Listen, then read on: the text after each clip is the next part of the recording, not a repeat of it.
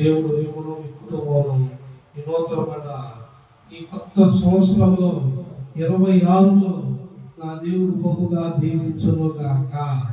ఆయన వెలుగు మీ మీద ప్రకాశించును గాక. ఆయన నూతనమైన కృపను మీరు పొందుకొందురు గాక. ఆమేన్. వాక్యంలో వెళ్దాం. సమయం అయిపోయింది.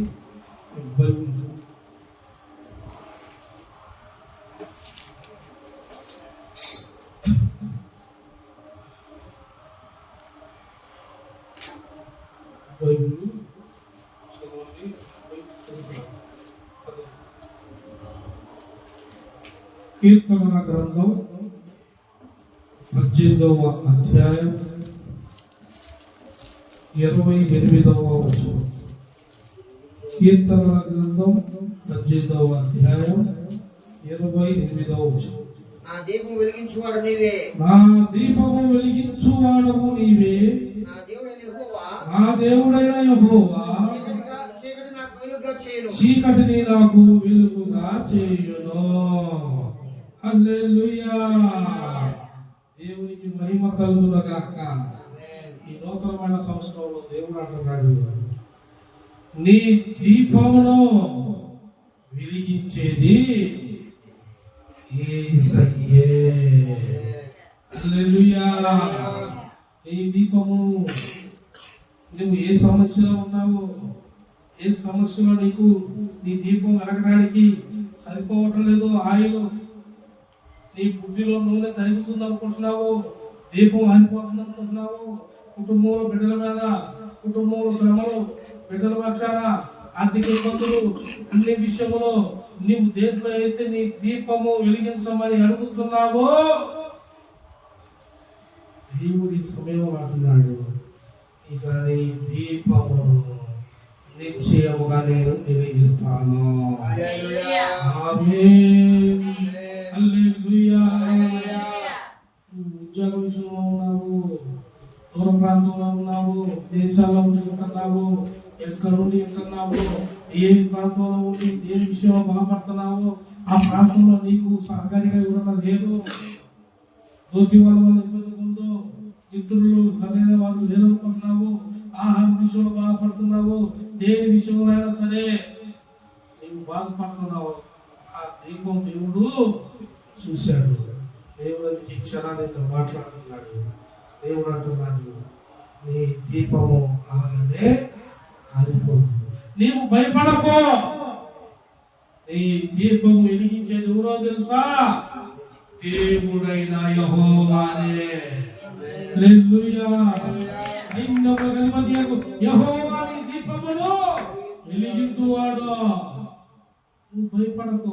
నువ్వు ఏం చేయాలి అంటే మనం శ్రద్ధగా ఆయన వైపు చూడాలి. ప్రతి దినము ఆరాధన, నిత్యము, ప్రతి ఉదయమును, ప్రతి రాత్రి ఆరాధన. ఇందాక పాటలు ప్రతి నిత్యం, ప్రతి దినము, అన్ను దినము ఆరాధన అనే పాట పాడాడు. అంత బాగా అన్ను దినము, ఉదయం కూడా సాయంత్రం కూడా ఆరాధన, పరిపూర్ణమైన ఆరాధన. నువ్వు ఆరాధన చేస్తూ, ప్రార్థనలు చేస్తూ, ప్రార్థన కొనసాగుతూ, ఇదిగో ఏ సమస్యన్నా కానీ నువ్వు మోకాలు నువ్వు ప్రభు దగ్గరికి వెళ్ళు. అన్న మందిరానికి వెళ్ళి వేచింది, గర్భఫలం లేదని ఇంట్లో కూర్చోరా, ఇంట్లో మొదలుపెట్టరా. ఇంట్లో కొంతమందికేనండి. ఇంట్లో నువ్వు ఇంత సమయాల్లో కుదరట్లేదు, ఇంట్లో పనులు ఉంటాయి, ఇంట్లో పని చేస్తావు, కానీ ఇంట్లో మీరు అన్ని పనులు చేస్తారు, ఇంట్లో ఖాళీ సమయంలో ప్రార్థన చేస్తావు. మందిరాన్ని ఎందుకు ఇచ్చావు సార్? నువ్వు త్వర పెట్టుకొని, నీ పనులు చక్క పెట్టుకొని, నీ పనులు ఏమవుతున్నాయో ఎన్నింటిని తొందరగా చక్క పెట్టుకొని దేవుని ఆలయంలోకి వెళ్తే దేవుడి వెలుగును ప్రకాశింపజేస్తాడు. హల్లెలూయా. చూడండి, కీర్తన గ్రంథం 119వ అధ్యాయం, 119వ అధ్యాయం, కీర్తన గ్రంథం 119వ అధ్యాయం 130 వచనం.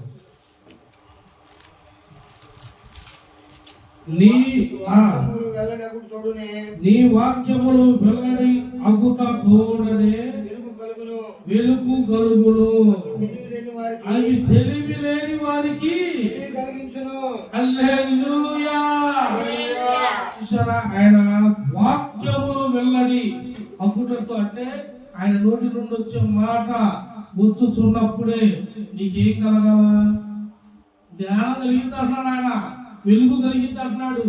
కానీ దేవుడు వాక్యం విన్న, దేవుని యందు భయభక్తి లేక, దేవుని ఆజ్ఞలో ఉన్న నీలో ఏ మాత్రం వెలుగు లేకపోతే నువ్వు ఏ పరిధిలో ఉన్నావో చూసుకో. నీ చిత్రానికి దేవుడు చెబుతున్నావా? దేవుడు చెప్పవుతున్నావు అనుకొని మోసపోయి నువ్వు ఆడే ఉంటున్నావా? దేవుని సన్నిధికి వస్తే దేవుడు ఏమన్నాడు? ఇక నీ దీపమును వెలిగించువాడును నేనే అన్నాడు. ఇక్కడ ఏమనంటున్నాడు? నీ వాక్యము వెల్లడి అగుటతోడనే వెలుగు కలుగును అని భక్తుడు అంటున్నాడు. దేవుడు వాక్కు వెలుగుతోనే వెలుగు కలిగిద్దాడు. మరి వెలుగులో నువ్వు ఉన్నావా? నీవు వెలుగు సంబంధివేనా? వెలుగు సంబంధిగా నువ్వు ప్రకాశిస్తున్నావా? నువ్వు ప్రకాశవంతమైన వెలుగులో ఉన్నావా? ఉన్నారనుకొని మోసపోతూ చీకటిలో ఉన్నావా? దేవునికి అనుదినము దగ్గర అవుతున్నావా? దేవునికి అనుదినము దూరం అవుతున్నావా? దేవుని సన్నిధానంలో ఒక్క దినము గడిపితే ఎన్ని దినాలు? నువ్వు ఎన్ని దినాలు దూరం అయిపోయి ఉంటున్నావు చూసుకో. నువ్వు ఒక్కరు చెప్పుకుంటా, సాకులు చెప్పుకుంటా కూర్చుంటావేమో చూసుకో. రాత్రే కదా వచ్చింది దానియేలు గ్రంథంలో. ఏ మొహవాడు వాడు? క్రూర మొహం గలవాడోడు. వాడు ఎంత వేసాలేసి నీ మీద కుయ్యత్తులు ఎత్తాడు. నువ్వు వాడికి కూర్చుంటే అంట దేవుడు వాడు గద్దించగా వాడు వెళ్ళిపోలేదా? ఆ గద్దించిన మాట మనలో ఉందా లేదా? మనలో ఉంది. ఉంది కాబట్టి ఆయన నీ దీపమును నేను వెలిగించు వాడను అన్నాడు. ఈ నూతనమైన సంవత్సరంలో దేవుడు ఏమన్నాడో తెలుసా? ఇకనైనా నువ్వు అక్కడ నుండి లేచి కదులో, రానా దగ్గరికి, మందిరానికి త్వరపడు, అనుదినము ప్రార్థనలో గడుపు. ప్రార్థన చేస్తున్నానని మోసపరచొద్దు. నేను సేవకుని మోసపుచ్చుతావు, సంఘాన్ని మోసపుచ్చుతావు, కానీ నేను ఆకాశ పైన చూచువాడను, నన్ను మీరు మోసము చేయలేము. నువ్వు కదులో. నువ్వు కదిలిన ఎడల నీకు ఏదైతే ఇబ్బందిలో ఉన్నావో ఇక ఆ ఇబ్బంది ఈ నూతనమైన కొత్త సంవత్సరం 26వ సంవత్సరంలో ఇక నీకు అది దూరం అయిపోయింది. నీకు సమస్తము చేరబడతాయి. నేను వెలుగును ప్రకాశింపజేస్తున్నాను. డైరెక్ట్గా దేవుడే చెప్పాడు, నీకు వెలుగు ప్రకాశింపజేసేది ఎవరో తెలుసా? నీ దేవుడైనా యెహోవానే చెబుతున్నాడు. హల్లెలూయా. చూడండి, సామెతల గ్రంథం 29వ అధ్యాయం. సామెతల గ్రంథం 29వ అధ్యాయం 13వ వచనం. బీదలను వడ్డీకిచ్చువారును ఏం చేస్తారంట? కలుసు అంటే బీదలు అంటే ఎవరు? సాలని సంపాదనతో ఒక పూట తిండి ఒక పూట తిండి లేని క్రమంలో ఉన్నవాళ్ళు. వీళ్ళు ఉన్నవాళ్ళ దగ్గర ఏం చేస్తారు? అవసరానికి అప్పు. కానీ వడ్డీ తీసుకున్నాక, అప్పు తీసుకున్నాక, అప్పులోడు వస్తే నువ్వు కనబడతావా? ఎందుకు? నీ కాడ డబ్బు లేదని నువ్వేం చేస్తావు? మొహం చల్లేసుకుంటావు, మొహం చాటేస్తావు. అవసరం అయితే అప్పు ఇచ్చిన వాడు మీద నిందలేస్తావు. ఈ పని మాట్లేదు, మమ్మల్ని పిండిస్తున్నాడు, పీడిస్తున్నాడు. తీసుకునేటప్పుడు మాట్లాడతావా? తీసుకునేటప్పుడు నీకు మించిన తల్లి లేదో, దైవం లేదో, అసలు నువ్వే నా దేవుడు, నువ్వే నా ఘాట్ అంట. ఘాటును పొగడో. డబ్బునిచ్చాక ఈయన పొగుతాడు. డబ్బులు ఇచ్చాక తర్వాత ఈడు రిటర్న్ వడ్డీలు కట్టాలి కదా, అసలు ఇచ్చిందాక. అప్పుడు ఈయన ఏమంటారు? అప్పుడేమో తల్లి అన్నాడు, దైవం అన్నాడు, తండ్రి అన్నాడు, అదన్నాడు. అబ్బా, నన్ను అసలు ఆశ్రయంలో, అప్పుల్లో, శ్రమల్లో కూడుకుపోయా, ఎట్టగా ఏసయ్యా అన్నాడు. నువ్వు వచ్చావన్నయ్యా, నువ్వేనా అనుకున్నావు అన్నయ్య అని పొగిడి తీసుకుంటాను. నువ్వు అడిగా వదులుకో, వాళ్ళ కాడే డబ్బులు అందట్లేదు అనుకో. అప్పుడు పక్క భాగాన్ని నీ మీద చూపే మాట్లాడుకుంటే, కానీ దేవుడు ఏమంటున్నాడు తెలుసా? నీవు నన్ను యథార్థంగా కలుసుకుంటే, నా వాక్కు నీకు రిలీజ్ అయితే, నా వాక్కుతో నువ్వు వెలిగించబడితే, ఇక బీదలు కాదు కదా, బీదలను ఒట్టేకిచ్చేవారు ఇద్దరు కలుసుకుందరు. అంటే అర్థమైంది తెలుసా? వడ్డీకి ఇచ్చినాడు ఎవరికైతే వడ్డీకి ఇచ్చాడో వాడికి ఇచ్చిన, ఎవరికైతే ఇచ్చారో వాళ్ళందరూ తీసుకొని నీ ధనము నీకు ఇస్తున్నారు, నీ నిలువులు కలిసి ఉంటారు. ఇప్పుడు దాకా మీరు ఒకరికొకరు కనబడకుండా పోయారు. ఇక దేవుడు అంటున్నాడు, మీరు ఈ నిలువులు కలుసుదురు కాక. ఏమన్నారు చదవండి? అబద్ధములు బీదలను వడ్డీకిచ్చువారు కలుసుకుందరు, ఉభయులకు ఆమేన్. హల్లెలూయా. ధరలో కలిపేది ఎవరు? నువ్వు బాగుపడబాకు. నీ కాడ డబ్బులు తీసుకున్నాను, లేదా నువ్వు పలానా జాబ్ విషయంలో డబ్బులు కట్టావను, లేదా నీకు అందలేదను, పొలం రాలేదను, ఇదిగో ఈ సమస్య నాకు రావలేదను, పని రాలేదను, ఒప్పుకున్న పని లాస్ వస్తుందను, నాకు అన్నింటిలో సమస్య ఉందను నువ్వు బాధపడబాకు. దేవుడు అంటున్నాడు, నీకు వ్యతిరేకంగా నువ్వు ఏదైతే అనుకుంటున్నావో, వాళ్ళు నేను ఏమంటారు అనుకుంటున్నావో, నిన్ను మోసగిస్తాను అనుకుంటున్నావో, నీకు ఇది జాబ్ రాదని నువ్వు అనుకుంటున్నావేమో, దేవుడు అంటున్నాడు, మీ ఉభయాలను కలిపి నీ మీద వెలుగును ప్రకాశింపజేస్తాను. హల్లెలూయా. మీ ఇరువురును కలుపుతాడు అంటున్నాడు. మీ ఇరువురును కలిపేది ఎవరు? దేవుడే. దేవుడు కలుపుతాడంట. నిశ్చయంగా ఆయన కలుపుతాడన్నప్పుడు కలిపేస్తాడు. అందులో ఎటువంటి డౌట్, ఎటువంటి నీవు అయిద్దా అవదా ఇలాంటివి పెట్టుకోబాకండి. ఇలాంటివి పెట్టుకుంటే అపనమ్మకం. ఆయన అంటాడు, అల్ప విశ్వాసి ఎంతకాలం నీ కాడుందో, ఇక నేను ఉండి లాభమేముంది, ఈ నీ తిప్పలు పడు నాకెందుకు.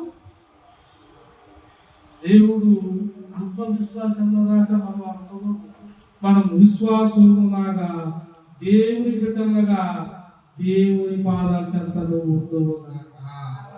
దేవుని వెలుగు నీ మేరకొచ్చును గాక. దేవుని దీపమును వెలిగించును గాక. ఆయన అదే పని చేశాను గారు, నా దీపము వెలిగించుగా నీవేనయా. ఆయన వెలిగించేది, వెలుగునిచ్చేది ఆయనే. చూడండి యెషయా గ్రంథము 26వ అధ్యాయము 18వ వచనం. 26:18. యెషయా గ్రంథం 29:18.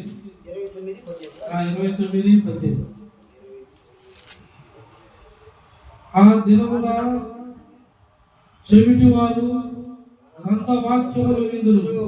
ఏమి వింటారంట? ఆ దినమున. ఆ దినమేది? దేవుడు వచ్చే దినము. ఆ దినము చెవిటి వారు గ్రంథవాక్యములు విందురు. అంధకారం కలిగినను, గాఢాంధకారం కలిగినను, బుద్ధివారు కనులారా చూచుదురు. హల్లెలూయా. చప్పట్లు. ఏం చేస్తారంట? దేవుడు వచ్చే దినము అంటే మనందరం బుద్ధివారమే అనుకోండి. మనందరం ఏమనుకోవాలా? బుద్ధివారమే అనుకో, చెవిటి వారమే అనుకో, మూగు వారమే అనుకో. కానీ మనకేం వినపడింది? దేవుని వాక్కు వినపడినది. మన నోరు నిత్యం స్తోత్రములతో తెరవబడింది. మన కన్నులు దేవుని పరిశుద్ధతో తెరవబడ్డాయి. తెరవబడ్డా నువ్వేం చూస్తావు? నిత్యము దేవుని రాకడకు సిద్ధపడి ఉంటావు. దేవుని నువ్వు చూచెదవు గాక. నీవు ఎత్తబడుదువు గాక. సంఘములో నీవు స్థిరపడుదువు గాక. నీకు వేయబడును గాక. నీవు అనేకులకు ఇచ్చువాగా ఉండువు గాక. అనేకులకు నీవు ఆహారం పెట్టే చేతిగా నిన్ను నా దేవుడు నిలబెట్టును గాక. ఆమేన్. హల్లెలూయా. బాధపడబాకు. తిన్న వాళ్ళు ఎత్తుకొని చాలా బాధపడబాకు. నీ పక్కన ఉన్న వాళ్ళు తృణీకరించారని బాధపడబాకు. నువ్వు ఉన్న సమస్య నుండి చూసి నిన్ను అంటున్నారేమో, వారి బుద్ధి వారు ఇప్పుడు నిన్ను ఎక్కిరుతున్నారు. బాధపడబాకు. గుడ్డి వారు, చెవిటి వారు నీ మంచి మాటల పట్ల వాళ్ళకి తృణీకరించే మాటలు పడుతున్నాయి. బాధపడబాకు.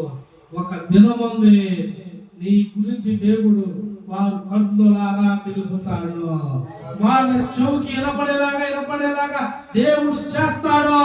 వారి నోటి నిండా నిన్ను కనపరుస్తాడు. దేవుడు నిత్యముగా నీ పక్షుల కార్యం చేస్తాడు. హల్లెలూయా. యెషయా గ్రంథము 60వ అధ్యాయము, యెషయా గ్రంథము 60వ అధ్యాయము 19వ వచనం. 60:19. ఇక మీదట పగలు సూర్యుని ప్రకాశము నీకు వెలుగుగా ఉండదు. నీకు వెలిగించుటకై చంద్రుడు ఇక్కడ ప్రకాశం అదింది.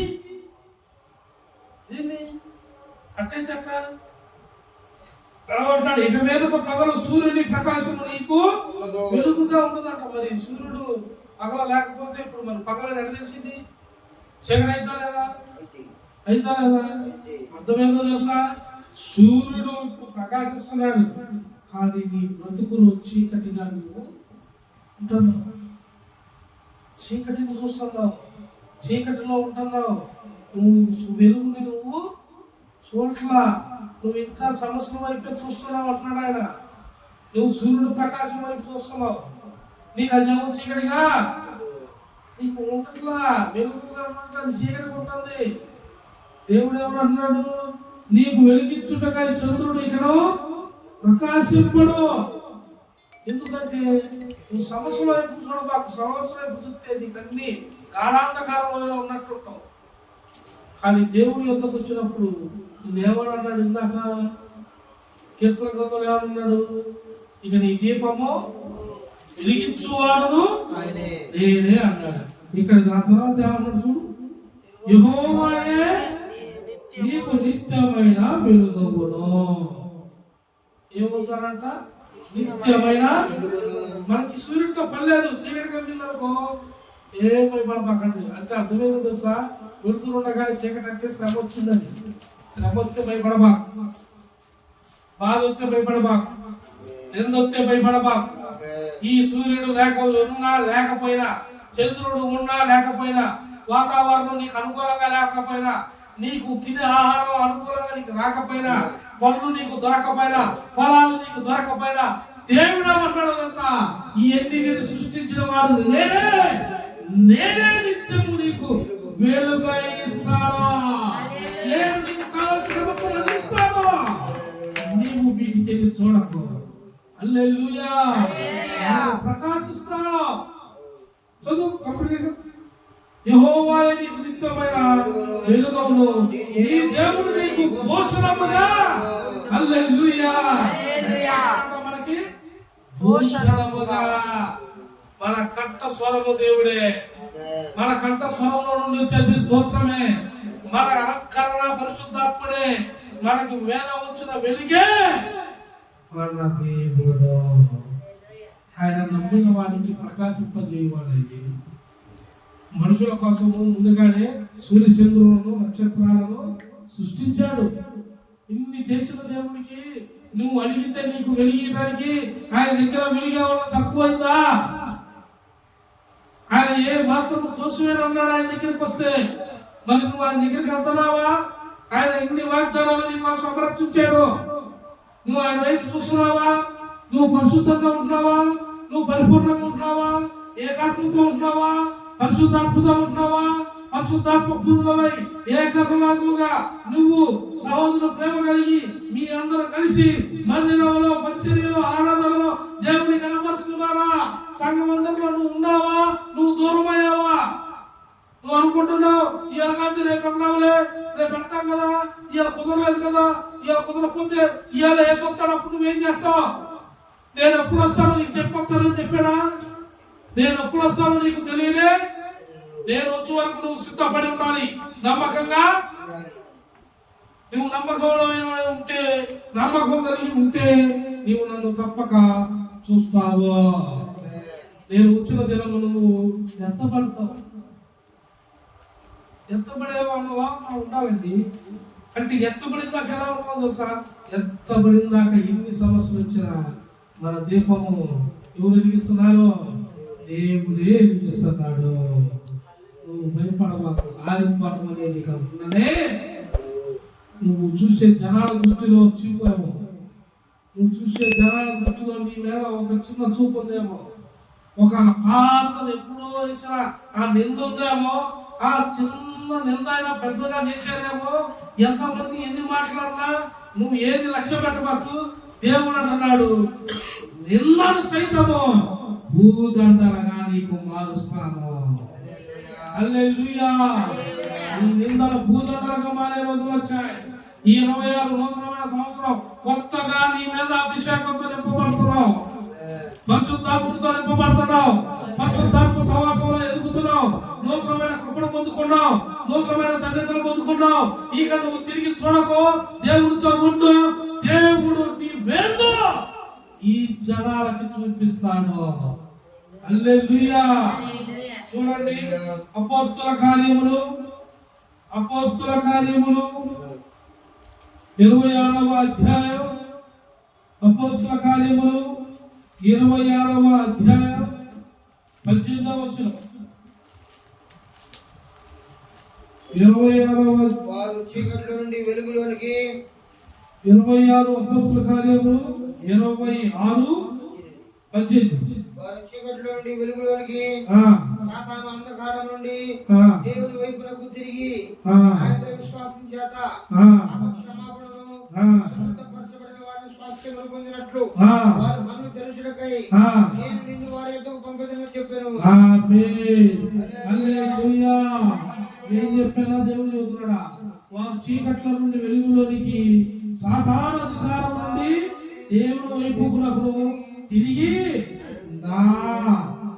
ఎందరి విశ్వాసము చేత పాప క్షమాపణను పరిశుద్ధపరచబడి ఎందరి విశ్వాసము చేత పాప క్షమాపణ పరిశుద్ధపరచబడిన వారిలో స్వాస్థ్యమును పొందినట్లు వారి కన్నులో తెలుసుటకై నేను నిన్ను వారి యొక్కకు. ఆమేన్. ఇవే నెమ్మరేశ్వరుడు అపవిత్రత అన్నవాళ్ళు అన్నిటి అందులో దేవుడు అన్నాడు, ఒకసారి నేను పరిశుద్ధంగా వారి కన్నులు ఎందుకు నేను గొప్పుతాను.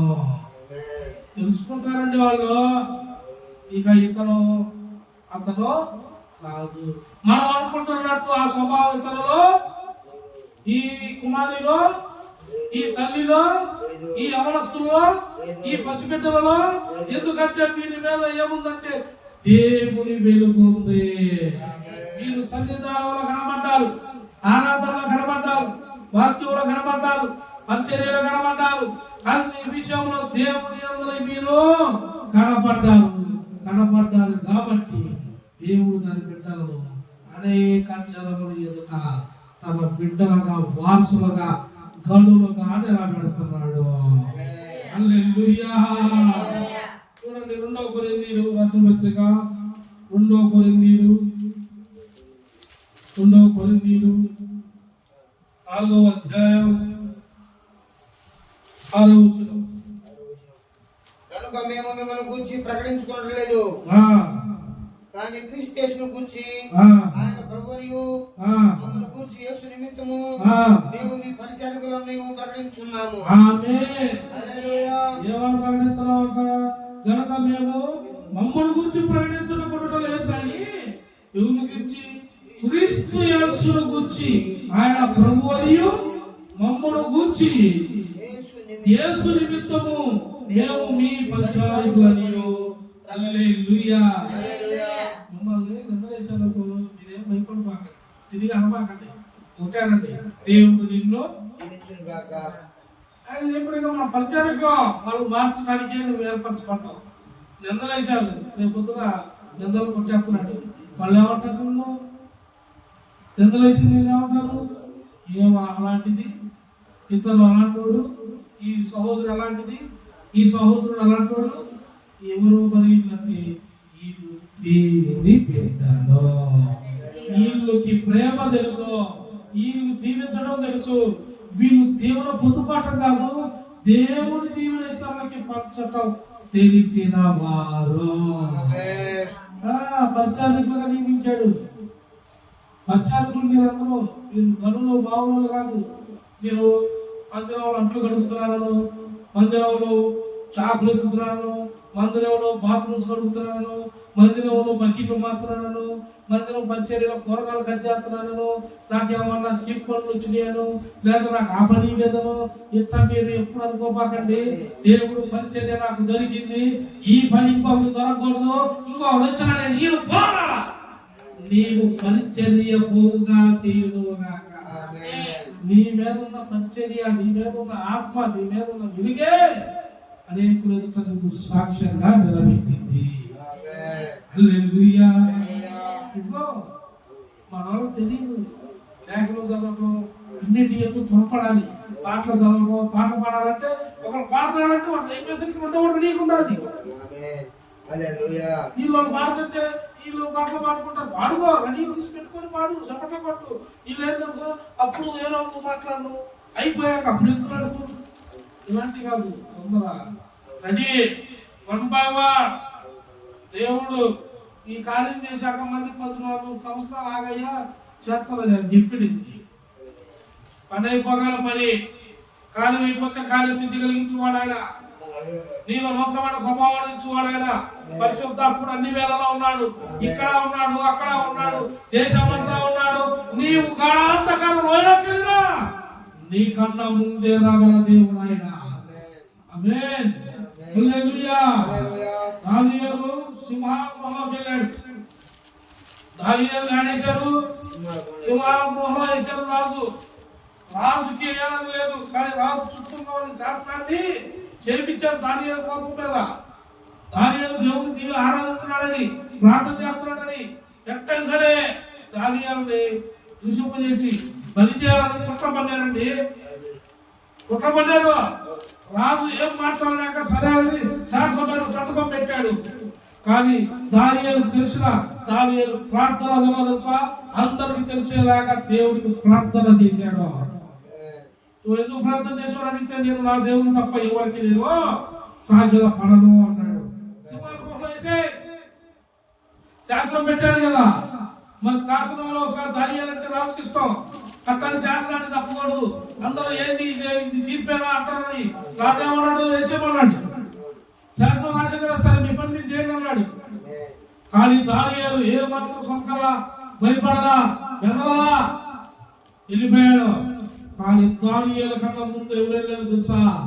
పరిశుద్ధాత్మ దేవుడు వెళ్ళాడు. సింహాలు నోరు పూసుకొని పక్కన కూర్చున్నాయి. రాత్రి అంతా దానియేలు సింహాల గృహంలో నిత్యము దేవుణ్ణి ఆరాధించాడంట. సింహాలు భయంతో బిక్కిరినట్టు మునుగుతూ జ్వరం వచ్చినట్టు అయిపోయి మూల కూర్చోండి. నీకు నిత్యము ఏడాదిగా దేవుడు ఉంటాడు. పరిశుద్ధాత్ముడు అన్ని వేళలా ఉంటాడు. పరిశుద్ధాత్ముడు బలమైన కార్యం జరిగిస్తాడు. నువ్వు భయపడకో, సిద్ధపడకో. సింహాలను మూయించిన వాడు ఈ మనుషుల నోళ్ళు నిత్యముగా మూయించగలుగుతాడా? నీ పక్షాన ఎవరెవరు ఎగిరెగిరి పడ్డారో, ఎవరెవరు నిన్ను కింద పడేయాలనుకున్నారో, ఎవరెవరు నిన్ను నిలువెత్తున అనాగూడని మాటలు అన్నారో, వారి నోళ్ళు మూయబడతాయి. నీ దేవుడు నిన్ను కనపరుస్తాడు. హల్లెలూయా. సింహాలే నోరు మూసింది పరిశుద్ధాత్ముడు వెళ్తే. ఈ మనుషులంత ఇలా ఘనతలంత ఈయన వ్యక్తుల కోసం, ఘనతల కోసం మనం ఉంది. మనం నిత్యము మన దేవుడిని ఘనపరచుదుముగాక, ఆరాధించుదుముగాక, ఆయన నిత్యము మనం స్తుతించుదుముగాక. ఆమేన్. చూడండి, ఒక్క లేఖనం ముగించుకుందాం. ఎఫెసీయులకు రాసిన పత్రిక, ఎఫెసీయులకు రాసిన పత్రిక 1వ అధ్యాయం 18వ వచనం. 17, 18, 19 సింగ్ అయ్యో చదివేది 15. మరియు మీ మనోనేత్రం వెలిగింపబడినందున ఆయన మిమ్మల్ని పిలిచిన మిమ్మల్ని పిలిచిన పిలుపును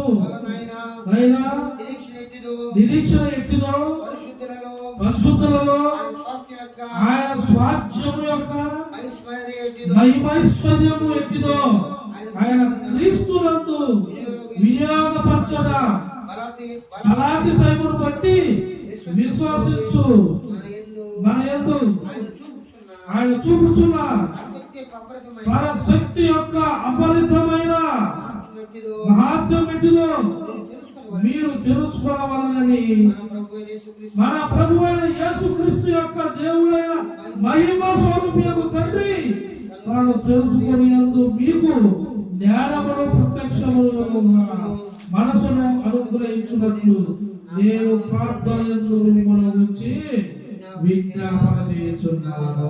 హల్లెలూయా. ఇవన్నీ విషయాల్లో చెప్తాడండి ప్రభుకి భక్తులు అన్ని విషయాల్లోనూ విజ్ఞాపన చేస్తున్నారు. మీరు ఏ విషయాలు మీరు చెప్పలేని విషయాలు కూడా నువ్వు దాచుకున్న విషయాలు నువ్వు లోపల మందపడుతున్న విషయాలు నువ్వు కృంగిపోతున్న విషయాలు ఈ పాస్టర్ గారికి చెప్తే బాగుంటుందా ఈ పాస్టర్ గారు చెప్పకూడదు ఇలాంటి ఎలా చెబుతావులే అని నువ్వు అనుకుంటున్నావు కూడా నీవు చెప్పపోయినా ఈడ భక్తుడు మోకాలు వేసి ప్రార్థన పెడుతుండగా విజ్ఞాపన చేస్తుండగా ప్రతి విషయము దేవుడి దగ్గరికి వెళ్తుంది. నీకు వెలుగే, నీకు నూతనమైన మార్గమే, నీవు నూతనంగా ప్రకాశించుదువుగాక, నువ్వు నూతనంగా వెలిగించబడుదువుగాక, పరిశుద్ధులతో నువ్వు ఏకమవుదువుగాక, పరిశుద్ధుల సహవాసంలో ఉందువుగాక, పరిశుద్ధాత్మ సంఘములో ఇక నీవు స్థాపించబడుదువుగాక. ఆమేన్. హల్లెలూయా. దేవుడు ఎంతటి కార్యం చేయటకైనా ఆయన సిద్ధము, సమర్థుడు. ఆయన బలహీనుడు కాదు, బలవంతుడు. నిత్యుడకు తండ్రి ఆయన, సమాధానకర్త ఆయన. ఆయన కాడ లేనట్టు ఏమి నువ్వు తక్కువ వేసుకుంటున్నావు. అన్ని అడిగేస్తాలే దేవుడు అనుకుంటున్నావు, అన్ని పాస్టర్ గారికి చేస్తే ఎక్కడ అనుకుంటున్నావు, నువ్వు అనుకుంటున్నావు అంతే. ఏమని చెప్తే చేయనన్నాడు దేవుడు. నువ్వా నాకు ఇది ఆటంకంగా ఉంది, నేను నీ దగ్గరికి రావాలి, నీకు ఉంటాకి ఇవన్నీ ఆటంకంగా ఉన్నాయి, ఇవన్నీ తీసేయి, ఇక్కడ దర్శించు, నా ఇంట్లో దర్శించు, నేను నీ మధ్యలో కనపడాలి. నువ్వు అడగట్లేదు. ఏదేమంటున్నాడు? యేసుక్రీస్తు దేవుడైన మహిమ స్వరూపము తండ్రి తాను తెలుసుకొనునందు మీకు జ్ఞానమును ప్రత్యక్షత యొక్క మనసును అనుగ్రహించినట్లు నేను ప్రార్థన చేస్తున్నాను, విజ్ఞాపన చేస్తున్నాను అంటున్నాడు. మరి మీకు అందట్లేదా? మీకు ఆ మనసు రావట్లేదా? మీకు ఆ జ్ఞానం రావట్లేదా? ఇంకెన్నాళ్ళలో చీకటి కాలం, అంధకారం, తెలిసి తెలియని బుద్ధిలో ఉంటారు, తెలిసి తెలియని తత్వంలో ఉంటారు. నువ్వు చిన్నపిల్లలాగా చేయబాకో. నువ్వు పాలు తాగేవాడు కాదు, నువ్వు ఆహారం తీసుకుంటున్న ఆహారానికి తగినట్టు పని చేయి, తగినట్టు ఆలోచించు. దేవుడు ఏం చెబుతున్నాడు? దేవుడి యొద్దకు నువ్వు రా, మిగతా పక్కన పెట్టు. దేవుడు నిన్ను నీ కుటుంబాలను నూతనంగా వెలిగించును గాక. నూతనంగా ఆయన మార్గంలో నువ్వు యథార్థంగా నడుచుదువు గాక, నువ్వు పరిశుద్ధపరచబడుదువు గాక.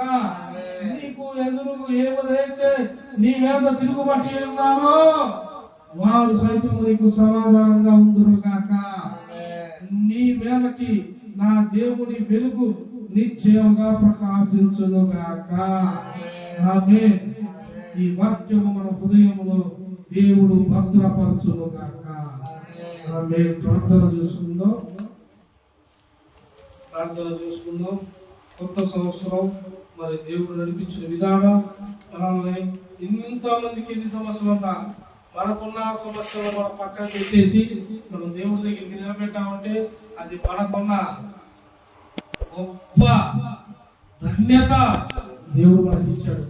అందులో బట్టి దేవుడు స్తోత్రాలు చెప్పి ప్రార్థన చేసుకున్నాం.